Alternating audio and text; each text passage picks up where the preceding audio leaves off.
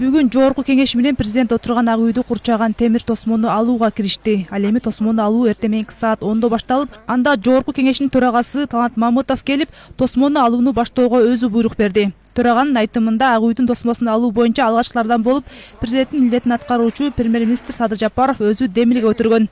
Ак үйдүн тосмосун алуу жөнүндө биринчилерден болуп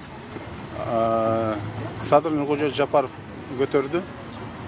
Бул жөнүндө спикер катары шайланып келгенден кийин биринчи маселе болуп ошол чечимге кол койдум. Бунун жөнүндө парламент колдоо көрсөттү.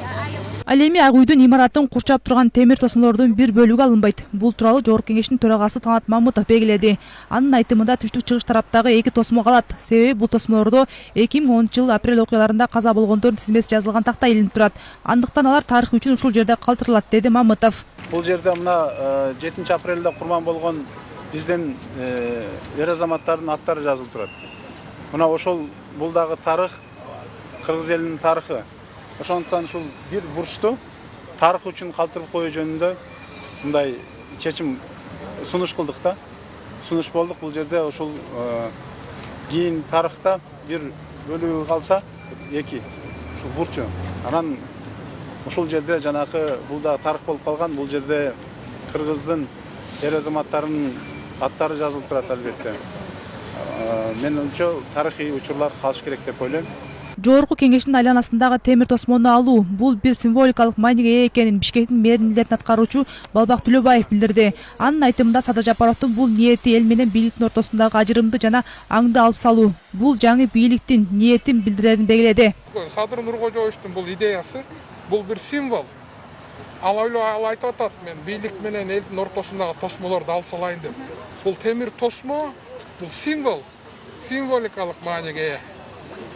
Бул жаңы бийликтин ниетин билдирет. Бул бир баштангыч. Мен жана айттым го, Кыргыз мамлекети 1991-жылга чейин Кыргыз республикасын курганга чейин 7 мамлекет куруптур. Эчен кагандыктар империя куруптур. Ушул акыркы өлкөбүз, акыркы республикабыз өтө кыйын акыбалдан өтүп атат. Кудай бизге түбөлүк берсин ушул республикабызга. Демократиядан чегинбей, эл менен жакындаша берели. Жаранды активист Жакшылык Матанов ак үйдүн айланасындагы тосмону алуу бул элдин талабы экендигин, андыктан жаңы бийлик тосмолорду алууга мажбур болуп жатканын белгиледи. Бирок жаранды активист бул темир тосмолорду алуу менен эле өлкөдө өнүгүү болот деп айтуунун өзү караңгылык катары сыпаттады. Анын айтымында кыргыз эли бир гана ак үйдүн тосмосу эмес, аң сезимди жана ой жүгүртүүнү өзгөртүп, баштын ичиндеги тосмолорду алганга жетишүү керек деп эсептейт. Албетте бул 2 тараптуу болот. Тыйындын 2 тарабы болгондо алганда да жакшы жагы бар. Жаман жагы да бар. Ошол сыяктуу эле негизинен мен жалпысынан ойлойт элем, биз кыргыз эли, коомчулук, кыргыз жарандары бир гана ак үйдүн тосмосу эмес, башыбыздын ичиндеги тосмолорду алып, ошол нерсеге көбүрөөк көңүл буруп, аң сезимибизди, ой жүгүртүүбүздү өзгөртсөк, ошол баштын ичиндеги тосмолорду алганга жетишсек, ошондо гана өлкөдө өнүгүү болот. Ак үйдүн тосмосу алуу аркылуу өлкөдө өнүгүү болот деген бул караңгычылык деп ойлойм. Эми бул элдин талабы болуп атат. Азыркы бийликтегилер да ошо элдин талабын аткарууга мажбур. Ошон үчүн алып жатышат деп ойлойм. Негизги жогоруда айткандай, ар бирибиз башыбыздын ичиндеги тосмону алганга жетишели дейт. Жогорку кеңештин мурдагы төрагасы Ишенбай Кадырбеков ак үйдүн айланасындагы тосмолордун алынышы туура эмес деп эсептейт. Анын айтуусунда ак үй бул өлкөнүн желегиндей жана гербиндей эле символ. Андыктан ал коопсуздук маселеси үчүн мындай мамлекеттик кол тийбес жерлерди сактоо үчүн тосмо керек экенин билдирди. Ал эми Кадырбеков тосмолордун алынышы бул популисттик кадам деп баалады. Мен оюмча алынган туура эмес. Бул ак үй болсо тилекке каршы биз ушуну түшүнбөй атабыз. Бул Кыргызстан мамлекетинин бийлигинин символу. Желегибиздей эле, кийимдей эле символу. Биз ошо символго кирип, талкалап, жанагындай от жагып, ичиндеги болгон нерселерди урдап кеткенибиз бул биздин аброюбузга, Кыргызстандын элине жакшы аброй алып келген жок. Ал эми ошондуктан мамлекеттик символду, мамлекет кол тийбес жерлерди жанагындай сактап калганга кетип бараткан жөн эле ушундай ар кандай ойлору бар адамдардан сактап кала тургандай ишти жасаш керек тиги мамлекетибиз. Жанагы заборду коюп койгону ошолордун бир түрү. Эми ойлоп көргүлөчү, ушундай символикага да забор болбой турганда деле кирип талкалап эметип атканда эмне кылып атабыз?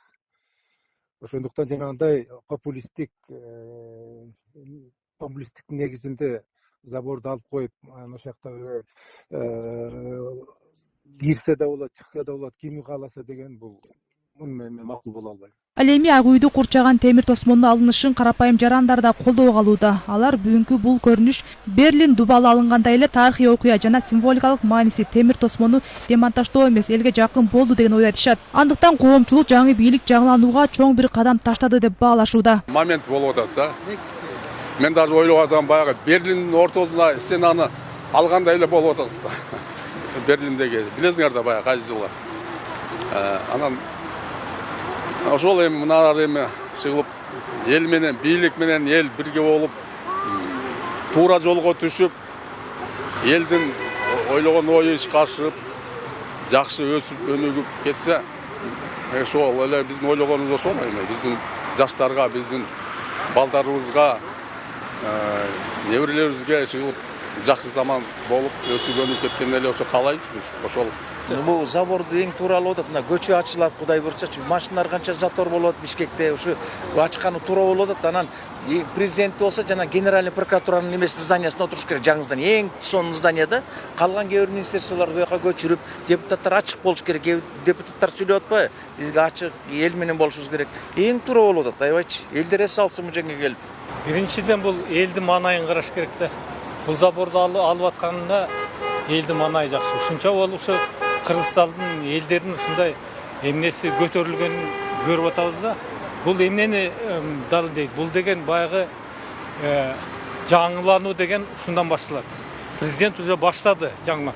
Элдер менен бирге бололу деп.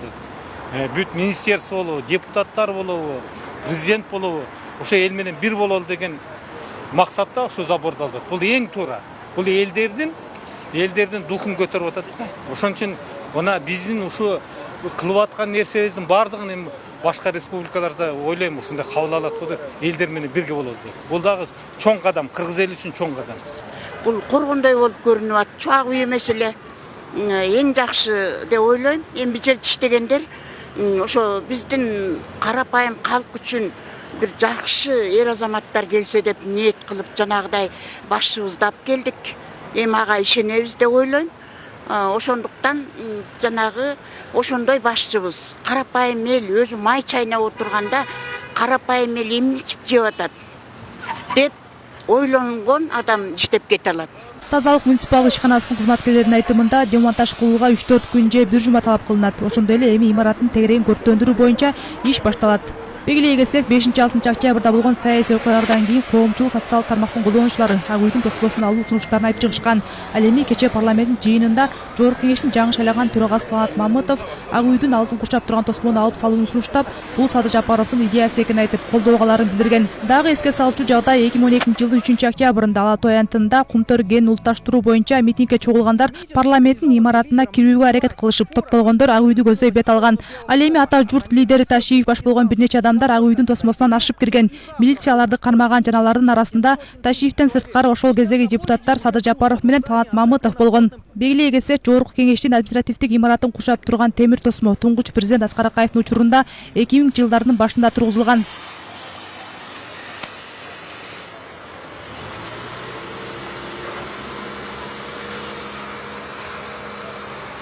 Алина Жапаркулова, Бакчар Асанбеков, Next TV күнүн темасы үчүн.